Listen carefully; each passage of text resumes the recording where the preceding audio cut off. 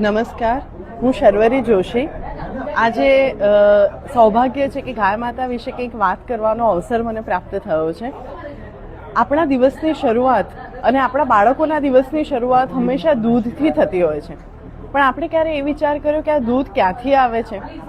તો આ વિચાર કરવો ખૂબ જરૂરી છે. આપણે બધા જ દૂધ અને દૂધથી બનેલી બધી જ પ્રોડક્ટ્સનો ઉપયોગ કરતા હોઈએ છીએ, પરંતુ આ દરેક વસ્તુ છે એ ગાય માતા સાથે જોડાયેલી છે.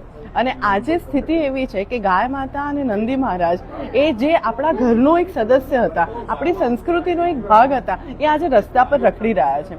એ લોકો શું ખાઈ રહ્યા છે એની આપણને અવેરનેસ નથી, અને છતાં પણ એ જે ડેરીમાંથી કે જ્યાંથી પણ દૂધ આવે છે એનો આપણે પ્રયોગ કરી રહ્યા છીએ.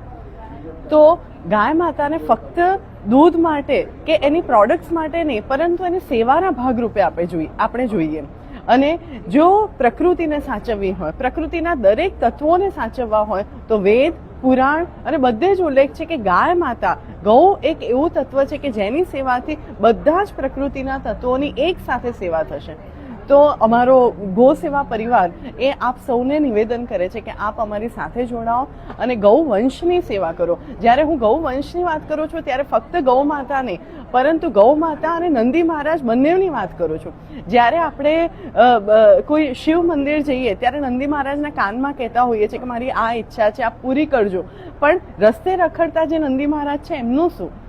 તો આપણે બધા આ ભાવ પ્રત્યે થોડા સંવેદનશીલ થઈએ અને બધા જેવો પ્રયાસ કરીએ કે આપણાથી નાની મોટી જે પણ કંઈ સેવા થાય, એવું જરૂરી નથી કે આર્થિક જ હોય, પણ આપણા જે પણ કંઈ પ્રયાસ થાય તો ગૌ માતાને ફરીથી આપણી સંસ્કૃતિમાંથી જે સ્થાન એ ખોઈ બેઠા છે એને પુનઃસ્થાપિત કરવા માટે આપણે બધા જ પ્રયાસ કરીએ.